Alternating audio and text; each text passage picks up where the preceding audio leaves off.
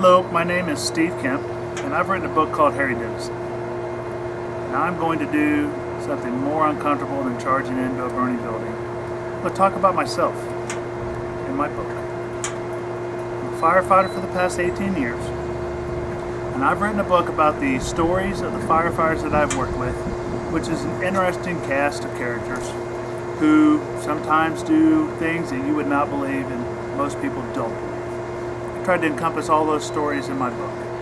I've also written a story about a firefighter who some time ago watched his best friend pass away in a dive incident. This is near and dear to me because I had two friends pass away on duty on dive incidents in my career. I've been a diver for most of it. So I was able to take a story about a guy who watches somebody pass away that he knows and how he overcomes that in his career.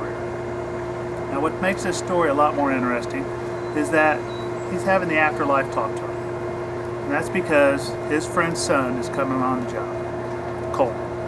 And Mike Newport was somebody close to him. Now Mike Newport is talking to him from the afterlife. But Harry Dennison is not a believer. He sees them as coincidences, not the afterlife talking to him. He wants to ignore them. He's not a true believer.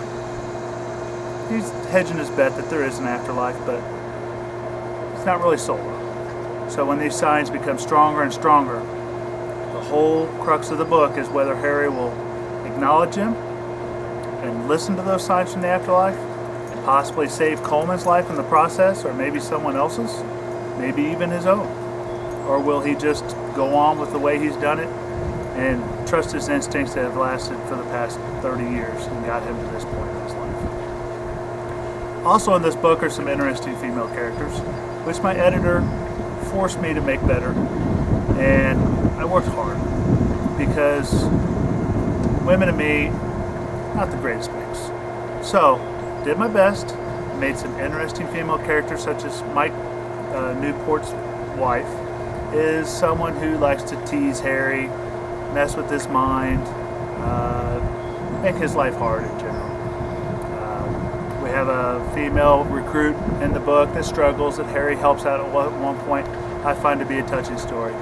And we also have other stories of Harry interacting with a child stricken with cancer, which is based on a real story out of Arizona and some firefighters that took care of a cancer-stricken kid there. So I hope you enjoy my book. I hope you pick it up at some point, and I hope I didn't go too long. And I'm sure you saw how painful this was for me, but I got through it anyway. So enjoy your day, and I hope you pick up Harry.